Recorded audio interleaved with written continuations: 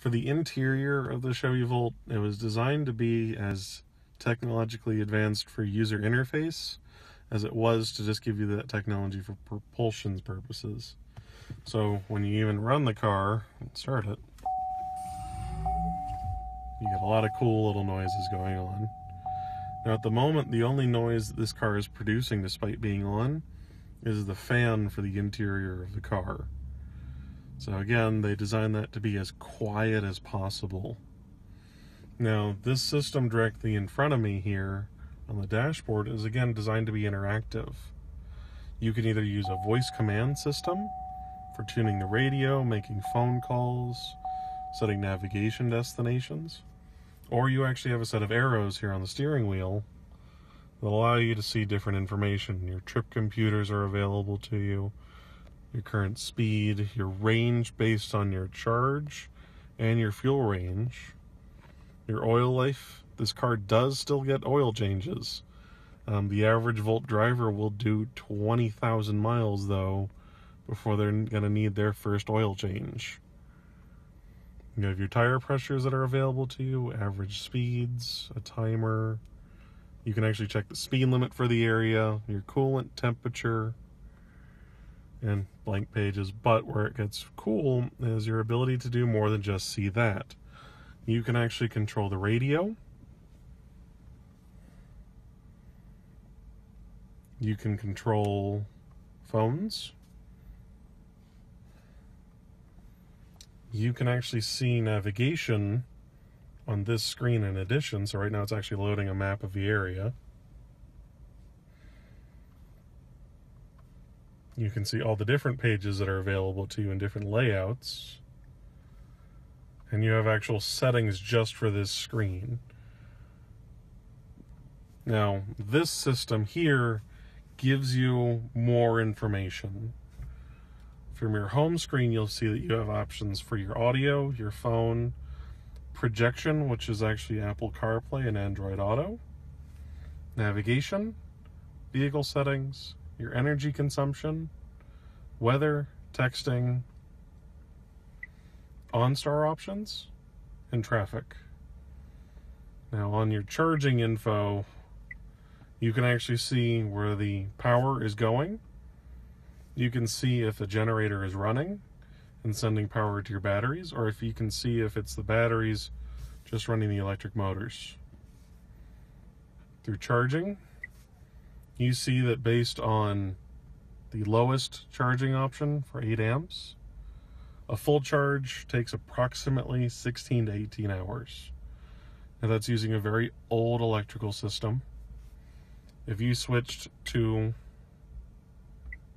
the 12 amp, again using a 110 outlet, which is what you're used to in your house, you're looking at about 12 hours. If you then switch to a 240 charging station, which are the heavy duty charging stations, this car will have a full charge in under 6 hours. So a lot of people that buy Volts do invest in the heavier duty charging stations. But through here, you can actually plan your departures and have the car fully charged by that time. You can also have it drop by certain rate differences.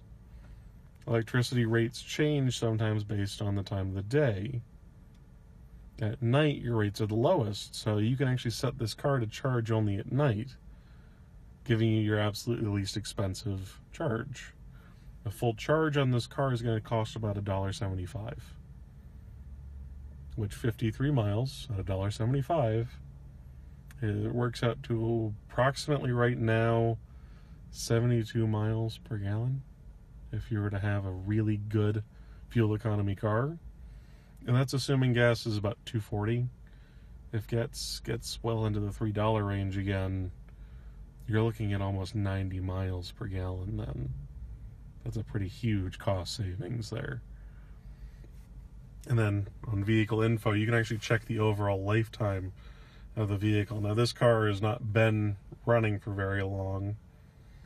Right now it's used a gas for 1/10 of a mile, and it's used electricity for 0.3 miles. Now right now it's going to say 27.3 miles per gallon just because we haven't gone very far or done much of anything. And even the lifetime is going to say 32.9 miles per gallon. Again, that's because when they actually do prep work for these cars, they actually have to run the generators. So for the purposes of this, it's not going to show very well. I do have one customer that does have a Volt. She averages, based on this same screen, 650 miles per gallon. If your commute every day is less than the charge distance, you're never going to use gas. The car is actually set up to do that.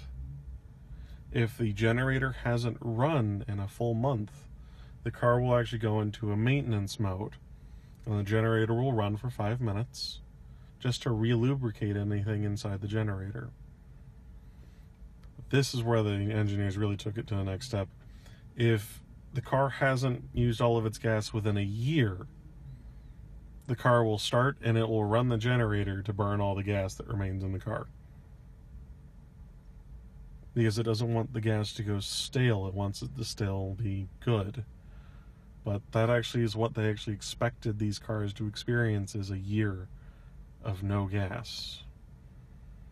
So they did a very good job getting this car ready for everyday use.